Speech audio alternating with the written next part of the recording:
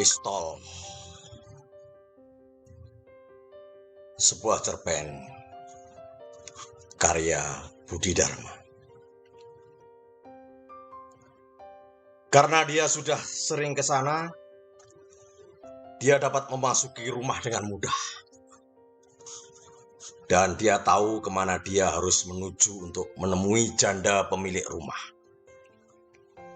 Dia berjalan ke kamar dengan pistol di tangan. Berjalan mendekati kamar tidur dan membuka tombol pintu kamar tidur. Janda itu ada di sana,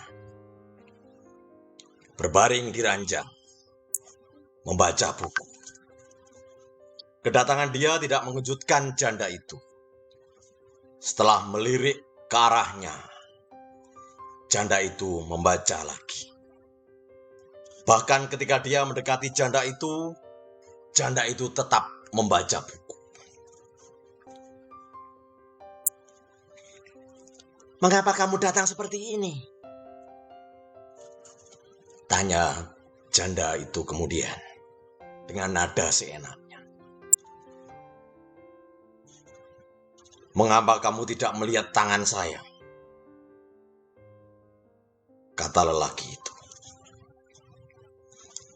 Tapi janda itu hanya melirik ke arah laki-laki itu dengan tidak acuh dan terus membaca.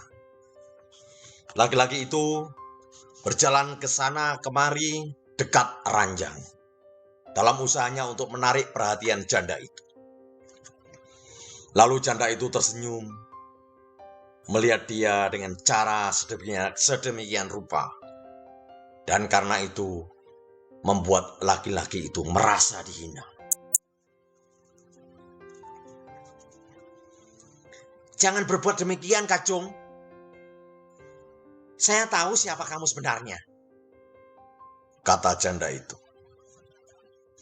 Janda itu menjengkelkan dia. Beberapa minggu yang lalu,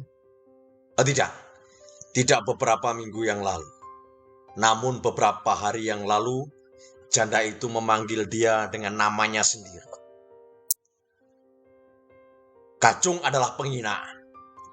Sikap janda itu terhadap dia sudah berubah. Dan sikap orang-orang di hotel juga sudah berubah. Tanpa dapat diragukan lagi. Pasti karena janda itu. "Baiklah, Kacung.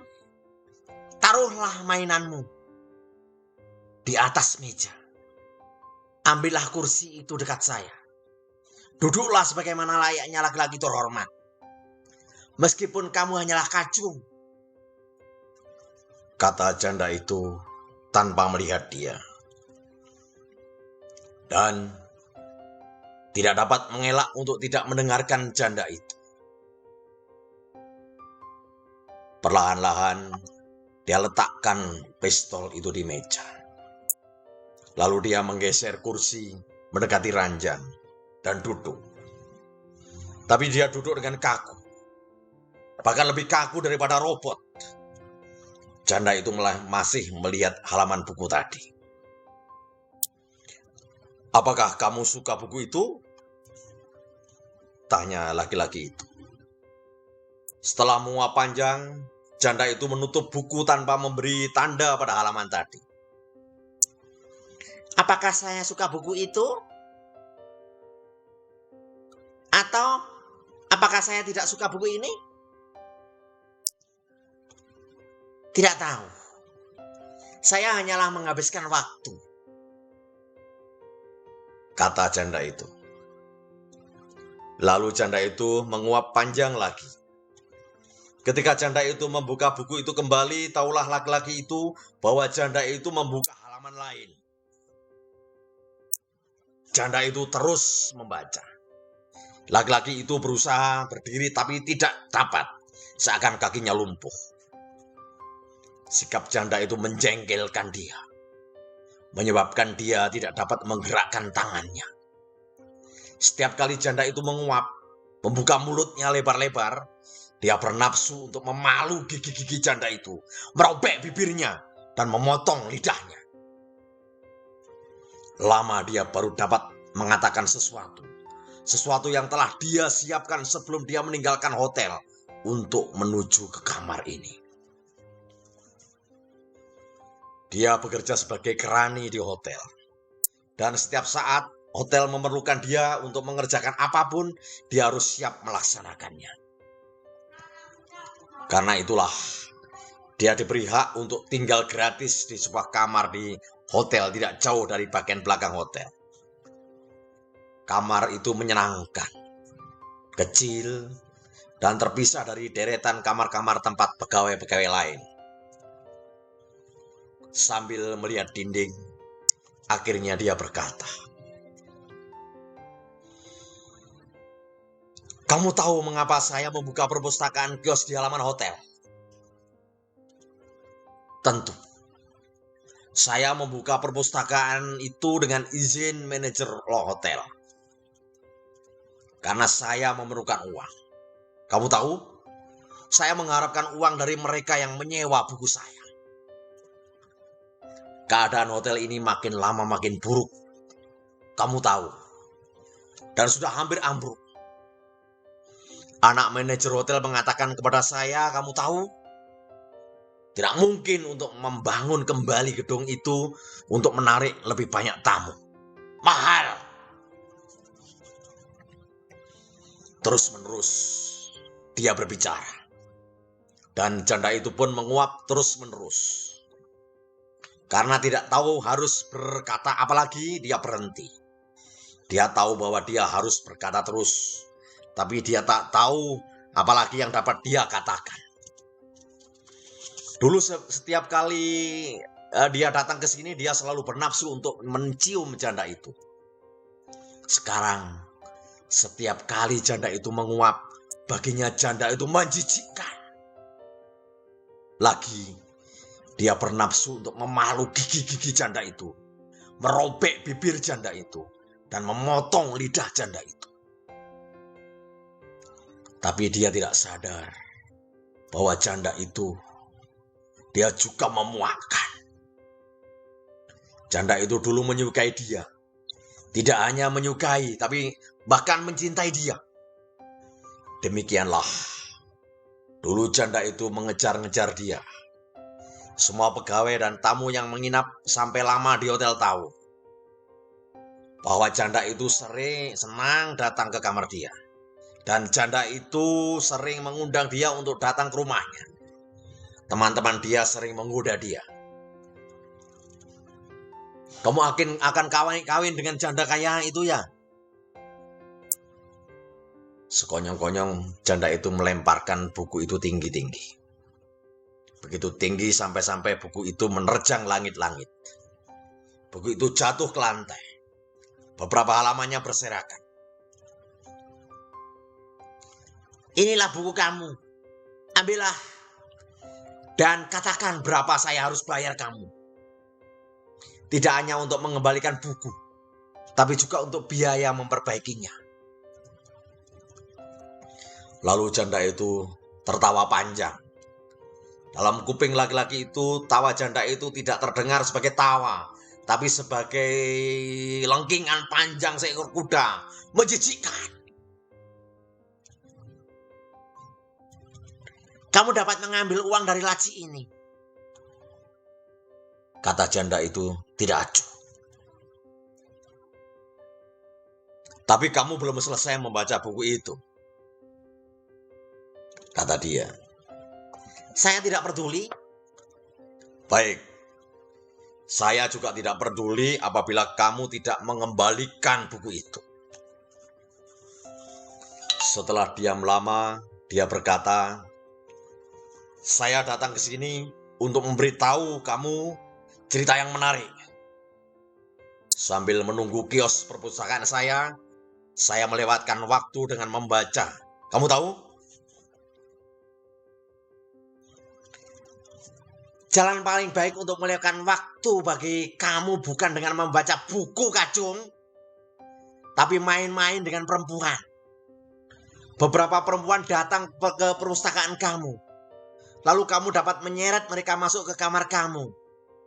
sebagaimana yang telah kamu lakukan kepada saya, kepada Tutik Makara, kepada Lastri Kemat, dan Nur Komarian.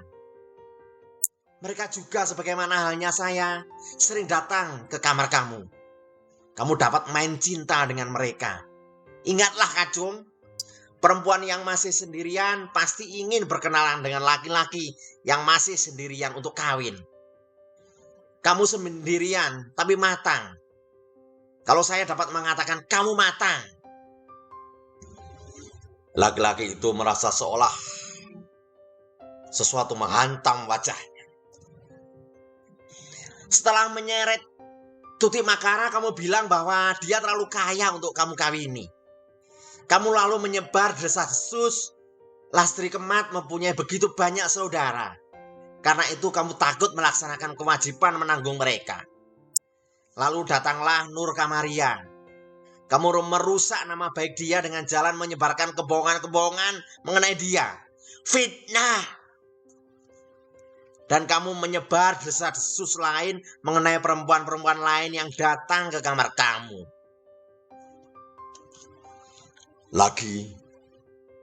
Laki-laki itu tidak mengatakan apa-apa. Pikirannya dibayangi oleh cerita yang dia baca beberapa hari yang lalu. Cerita itu adalah cerita petualangan. Dan sebagaimana halnya cerita petualangan lain, cerita itu menimbulkan rasa kagum bagi dia. Dan dia sering membayangkan dirinya menjadi pelaku utama cerita itu. Jantan. Dan dikagumi oleh perempuan-perempuan muda dan cantik. Ambillah buku itu. Ambillah uangnya. Dan pergi. Laki-laki itu memandang dinding. Lalu berkata, saya akan pulang. Tapi tidak sekarang. Saya mempunyai cerita menarik. Kamu tahu? Cerita menarik untuk kamu. Cerita ini mengenai perempuan kotor. Kamu tahu? Sekotor kamu. Cerita ini juga mengenai perempuan. Kamu tahu? Dan perempuan itu, perempuan kotor itu, kamu tahu? Adalah janda seperti kamu. Janda itu mengejar-ngejar laki-laki itu. Kamu tahu? Dia bukan mengejar laki-laki itu. Dia memperkosa laki-laki itu. Kamu tahu? Sebagaimana yang telah kamu lakukan kepada saya. Dan janda itu menendang laki-laki itu ke jalan sementara laki-laki itu masih telanjang. Kata janda itu sambil tertawa.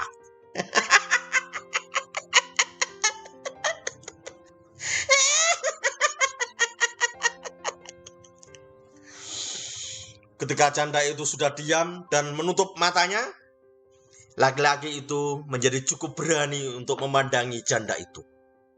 Cantik. Tapi sekarang dia bernafsu untuk memalu kepala janda yang kecil dan bagus itu. Lalu dia melihat ke pistolnya. Perlahan-lahan dia bangkit, berjalan ke meja dan mengambil pistol. Lalu duduk lagi. Pistol itu sekarang berada di tangan laki-laki itu. Diacungkan ke arah janda itu. Dan janda itu masih menutup mata. Napas janda itu berirama. Seolah dia sedang tidur nyenyak. Laki-laki itu menggosok-gosok pistol. Ini bukanlah kali pertama dia memegang pistol itu. Pistol yang sama itu. Pemilik pistol itu adalah seorang jaksa pelupa yang menyewa kamar di hotel untuk jangka panjang. Kamar jaksa itu tidak jauh dari kamar dia sendiri. Sudah lebih 3 tahun jaksa itu tinggal di hotel. Datang dan pergi. Dan mengenal semua orang yang bekerja di hotel. Setiap hari jaksa itu datang ke kamar makan sebelum masuk ke kamarnya sendiri setelah pulang dari kantor. Dan sering jaksa itu lupa membawa tasnya, atau berkas-berkasnya, atau pistolnya. Pada suatu hari laki-laki itu mengambil pistol itu ketika jaksa pemiliknya lupa membawa pistol itu. Laki-laki itu mengunjungi janda itu dengan pistol di kantongnya. Dia hanya ingin main-main dengan pistol itu. Dan janda itu senang. Setelah menunjukkan pistol itu ke janda itu, dia mengembalikan pistol itu kepada pemiliknya. Lebih kurang seminggu yang lalu dia membawa pistol itu lagi ke janda itu. Dan janda itu sangat senang sekali. Tapi sekarang darah itu mendidih. Dia mengacungkan pistol itu ke kening janda itu.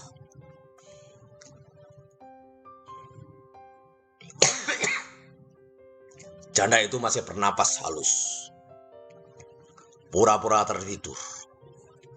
Untuk menggoda dia sampai tiba waktu yang tepat untuk menghina dan menendang dia keluar. Laki-laki itu berkata, "Dengarlah saya. Makhluk pertama yang tahu bagaimana saya sebenarnya adalah kamu. Dari kamu cerita menyebar ke Tutik Makara, ke Lastri Kemat, Nur Komaria, dan lain-lain. Sekarang mereka tahu bahwa saya impoten." Jaksa pelupa itu tersenyum setiap kali dia bertemu saya. Kesenangan jaksa pelupa itu adalah membawa perempuan ke kamar dia. Dan kamu dapat membayangkan bagaimana perasaan dia terhadap saya. Dengan rasa enggan, janda itu membuka matanya. Tapi perubahan pada mata laki-laki itu betul-betul membuat janda itu terkejut. Mata yang kejam. Wajah laki-laki itu merah.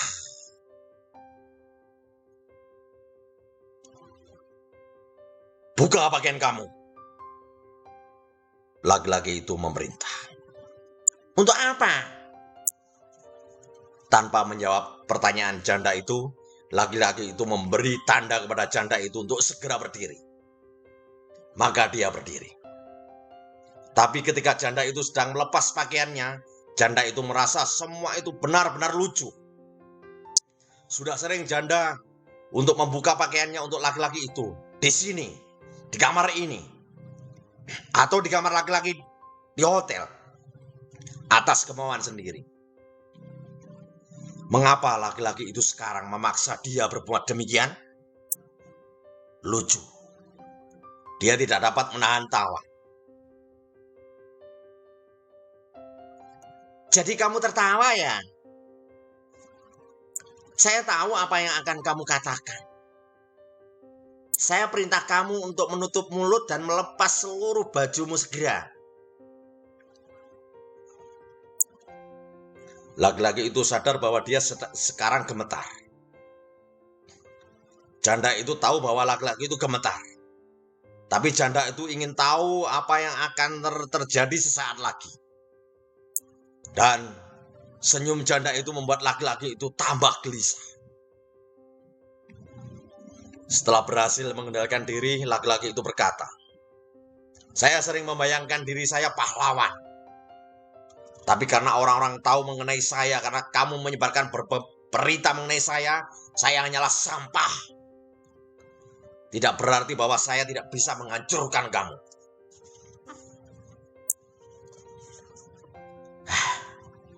Sekarang waktu untuk menggoda. Sekarang waktu untuk menggoda dia telah datang. Pikir janda itu. Lalu janda itu berkata, "Jadi kamu tahu, kamu itu sampah. Buktikan bahwa kamu bukan sampah. Kalau kamu berani, buka pakaian kamu." Lalu janda itu tertawa.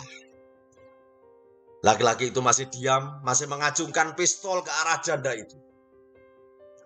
Janda itu tertawa lagi lalu berkata, "Saya tahu mengapa kamu tidak pernah menembak.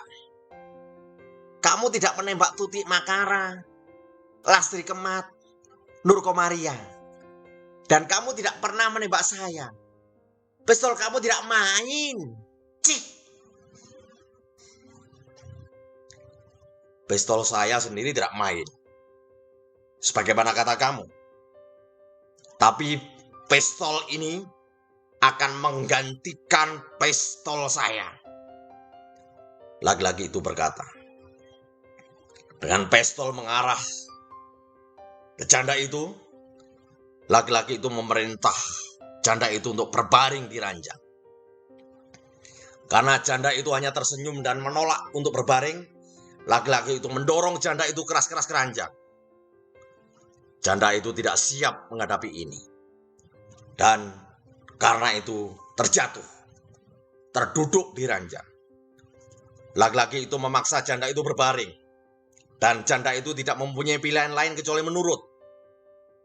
Sekarang laki-laki itu menodongkan pistol ke vagina janda itu. Dan berusaha untuk memasukkan pistol itu ke vagina janda itu. Tapi pada waktu laki-laki itu memasukkan pistol itu ke sana, laki-laki itu gugup. Dan janda itu tahu. Janda itu tertawa cekikian. Pistol itu gemetar. Keringat dingin menutupi wajah, tubuh, dan tangan laki-laki itu. Pada waktu laki-laki itu berusaha memegang pistol, itu kuat-kuat dan memasukkannya ke sana, pistol itu terjatuh. Janda itu tertawa cekikian, seolah sedang tergelitik. Sebelum janda itu memakai pakaian kembali, janda itu menendang pistol itu ke pojok kamar. Janda itu masih tertawa cekikian.